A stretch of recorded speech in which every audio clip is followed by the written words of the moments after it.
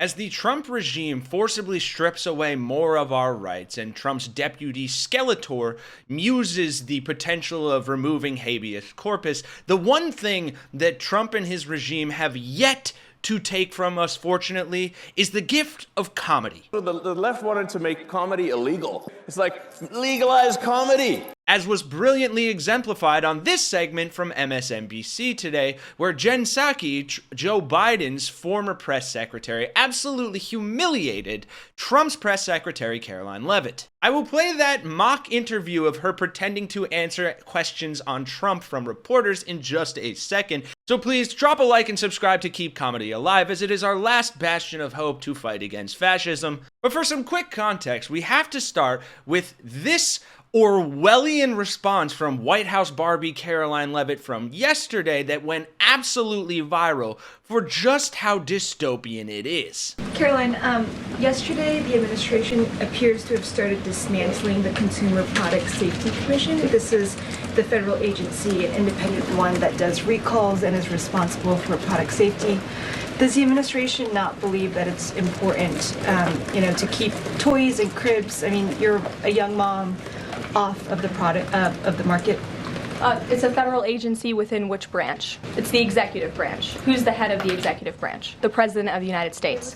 Created by Congress. He has the right to fire people within the executive branch. It's a pretty simple answer. Francesca. Now, Karoline's dismissive, dare I say, Barbie bitch house response drew a lot of ire from critics in the mainstream media, but no one quite characterized just how insanely stupid and ironic and humiliating for herself White House Barbie is and has been than Jen Psaki did in this humiliating mock segment. Take a look. I have noticed the White House briefing room has taken a bit of a bizarro turn lately, and I figured, what the hell? It's a Friday night. Why not dust off the cobwebs and field a few questions from the White House press briefing room today? Because it's been a while. Of course, I'm going to answer them without the usual MAGA spin. So, we got a few. They're actual questions from today. And we're going to start with Andrew Eggers from The Bulwark. All right, Andrew, let's hear what you got. The president posted another ad this week for his Trump meme coin. The group that's running that coin is encouraging people to buy in order to win a dinner this month with the president. Why is the president planning to attend a dinner for the top investors in his coin? I love that he was reading it. Well, Andrew, here's the thing. This is all about the grift. Selling access to make himself and his adult sons richer is a key part of this presidency. And guess what? It's working. I mean, since that dinner you mentioned was announced, the surge of trading has brought in more than $1 million in fees for Trump, his family, and all their partners.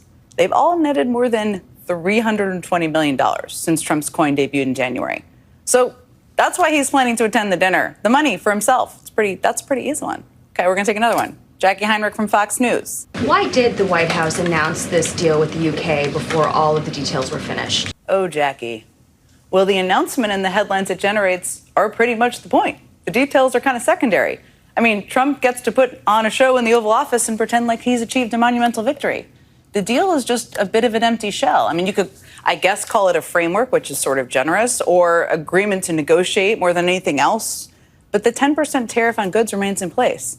And there are big remaining questions, huge ones, like any UK tax on digital services for the U.S., something that would have huge effects on American tech companies. And there are many more. Okay, next question. Stephen Nelson from the New York Post. New York, the mayor, Eric Adams, is here today. Could you tell us anything more about the visit, who initiated it, what they're talking about? I would just note this reporter once asked me if the Bidens were going to put their dog down, but that aside, here's the answer to that question. Eric Adams is visiting because he owes his current freedom to the guy sitting in the White House.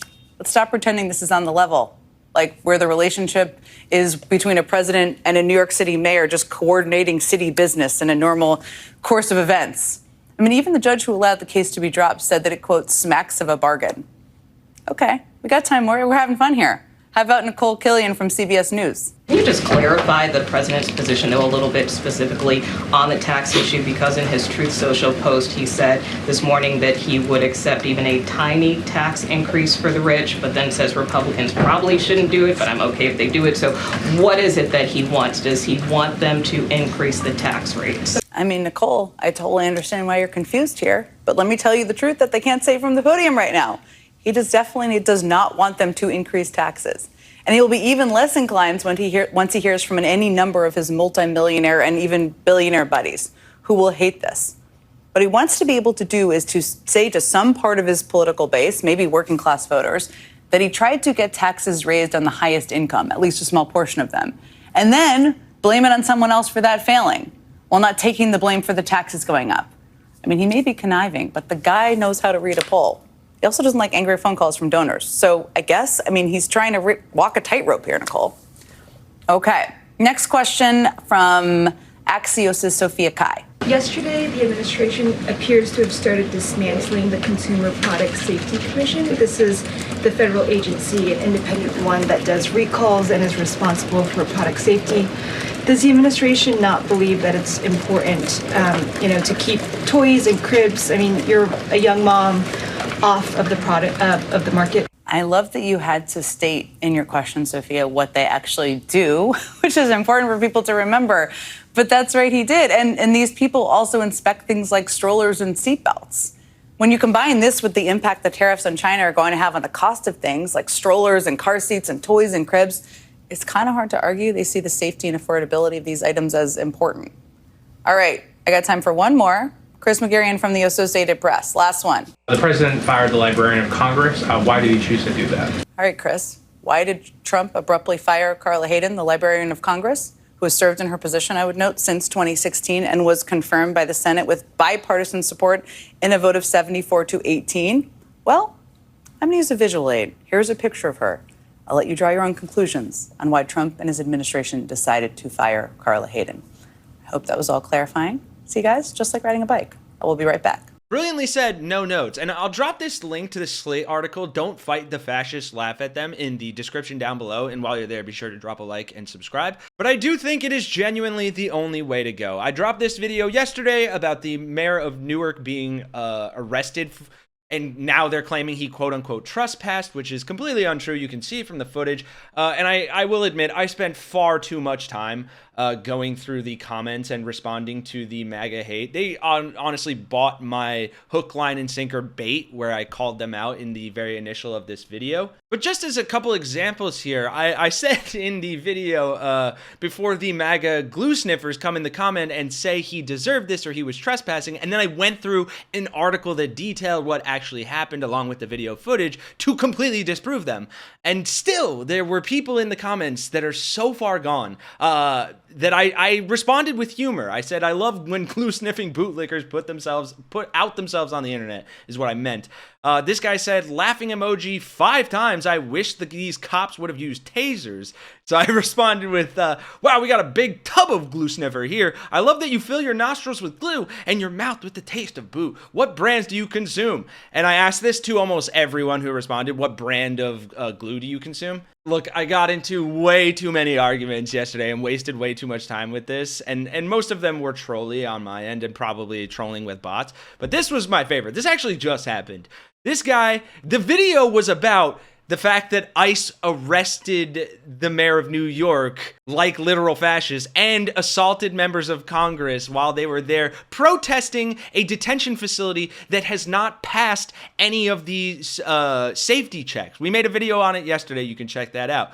And this guy clearly didn't even watch the video. He says, LOL, kicking out illegals is tyranny. What an R word. So I responded by outing him on my Instagram story and showing his comment, showing my response. Tell me you have no prefrontal cortex without telling me what part of this is about kicking out illegals. Put the glue down, dude. Your kids need you, because I went to his profile and what do you expect, bro? He's got a picture with his family that says, my Jesus is awesome. My wife is awesome. My kids are awesome. My life is awesome. I don't think your life is awesome, dude. And I don't think your Jesus is the one that you think it is. So again, if fighting these fascists with comedy is something that's up your alley, then by all means, please support our work and help us keep doing this by liking, subscribing. Thank you to everyone who has helped us hit 1 million strong resistance, because this is how we fight back. And until they come for me, a D-level internet YouTube satirist, I will be here making these videos, making fun of them while still delivering the news to all you wonderful folks who are on on the right side of history. We're so happy to have you here. And if y'all could drop some nice comments down below, that would really help. My brain's a little muddied with the MAGA madness that I partook in way too much yesterday. But thank you all again. My name's Kenny Hesse for Really American. I'll see you guys in the next one.